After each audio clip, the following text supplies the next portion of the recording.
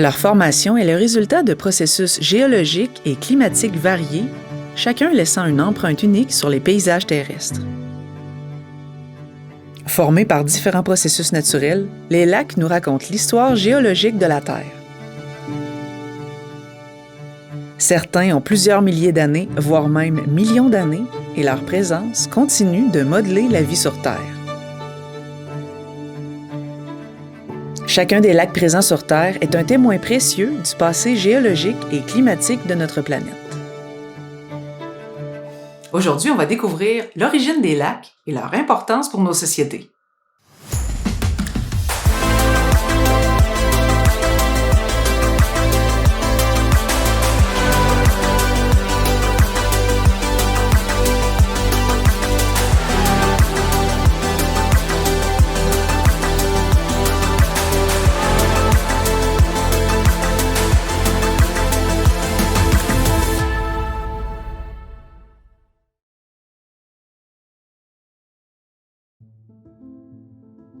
Les lacs peuvent se former de diverses manières, chacune étant le reflet de processus naturels uniques.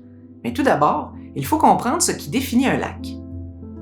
Un lac est une étendue d'eau douce entourée de terre, généralement caractérisée par l'accumulation d'eau de ruissellement en surface et d'eau souterraine. Dans les régions où les précipitations ne sont ni retenues sous forme de glace ni évaporées, le surplus d'eau doit retrouver son chemin vers la mer par l'intermédiaire du ruissellement de surface, des rivières et de la percolation des eaux souterraines. Lorsque ces écoulements d'eau sont interceptés par un bassin ou une dépression imperméable, il peut en résulter un lac. Au Canada, par exemple, on compte jusqu'à 2 millions de lacs, ce qui représente 14 % des lacs de toute la planète. Certains lacs sur notre planète ont été formés par l'action des glaciers. Au cours des périodes glaciaires, les déplacements des glaciers ont formé de grandes dépressions dans la croûte terrestre. Lorsque les glaciers fondent, ces dépressions se remplissent d'eau, créant des lacs. Un exemple emblématique de lac glaciaire est le lac Michigan, qui fait partie des Grands Lacs en Amérique du Nord. Sa formation témoigne de l'avancée et du retrait des glaciers au cours de l'ère glaciaire. Les lacs peuvent également se former suite à l'activité volcanique. Ceux-ci se retrouvent dans les cratères laissés par des éruptions volcaniques. Lorsque la lave est expulsée de la chambre magmatique, elle laisse souvent un cratère qui, avec le temps, se remplit d'eau. Le lac Cratère, situé dans l'Oregon, aux États-Unis, est un exemple célèbre de ce type de lac. Il s'est formé il y a environ 7700 ans après l'effondrement d'un volcan. Les lacs peuvent aussi se former par le mouvement des plaques tectoniques qui provoquent des failles ou des dépressions dans la croûte terrestre. Ces creux se remplissent d'eau pour former des lacs souvent très profonds. Un exemple bien connu est le lac Baïkal en Russie, le lac le plus profond du monde avec 1700 mètres de profondeur. C'est également le lac le plus ancien sur Terre, âgé d'environ 25 millions d'années. Certains lacs peuvent également se créer lors d'un glissement de terrain ou même par l'activité de certains animaux comme les castors. Finalement, d'autres lacs sont le fruit de l'intervention humaine, généralement pour la production d'énergie hydroélectrique, l'irrigation ou la gestion de l'eau. Le lac Mead, situé aux États-Unis, est un exemple de lac artificiel formé par la construction du barrage Hoover sur le fleuve Colorado.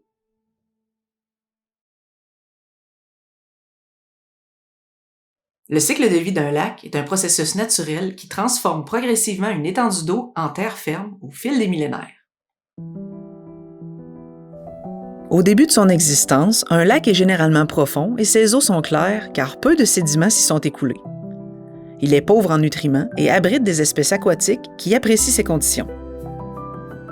Avec le temps, des sédiments et des nutriments s'accumulent au fond du lac venant de l'érosion des sols alentours et de la décomposition de la végétation. Cette accumulation enrichit l'eau, favorisant le développement de plantes aquatiques et augmentant la diversité des organismes. À mesure que les dépôts de sédiments augmentent, le lac devient de moins en moins profond et sa surface de plus en plus couverte de végétation. Les plantes aquatiques prolifèrent et créent un habitat idéal pour une grande diversité d'espèces, mais l'eau devient plus trouble. Lorsque les sédiments et les débris végétaux remplissent presque complètement le lac, il se transforme en un étang peu profond ou un marécage. Finalement, le lac disparaît complètement, se remplissant de terre et de végétation terrestre. Ce qui était autrefois un lac devient une zone de prairie ou de forêt intégrée au paysage environnant.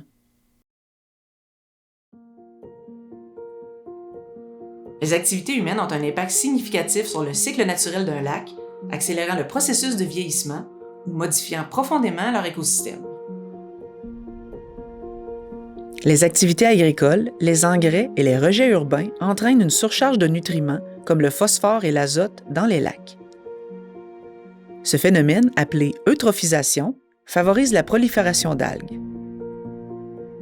Les rejets industriels, les pesticides et même les produits chimiques de nos habitations, comme les produits d'entretien, contaminent les lacs. Cette pollution peut empoisonner les organismes aquatiques, perturber la chaîne alimentaire et nuire à la qualité de l'eau. De plus, certains polluants s'accumulent dans les sédiments, affectant le lac à long terme. De plus, la construction de routes près des lacs va entraîner une augmentation de la contamination de ceux-ci.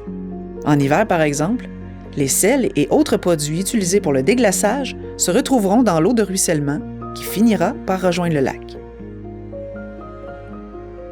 Les prélèvements d'eau pour l'irrigation, l'industrie ou l'eau potable abaissent le niveau d'eau des lacs, surtout dans les régions arides.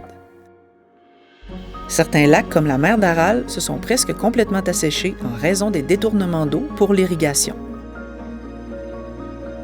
Les lacs, témoins silencieux de l'histoire de la Terre, sont bien plus qu'un simple élément du paysage. Leur formation et leur cycle de vie illustrent l'interaction dynamique entre les processus géologiques, climatiques et écologiques. Cependant, leur fragilité face aux activités humaines nous rappelle que ces écosystèmes, essentiels tant pour la biodiversité que pour nos sociétés, doivent être préservés. Voilà, c'est tout pour aujourd'hui. Si la science et la géographie vous passionnent, comme d'habitude, je vous invite à vous abonner à ma chaîne. On se dit à très bientôt pour un prochain épisode.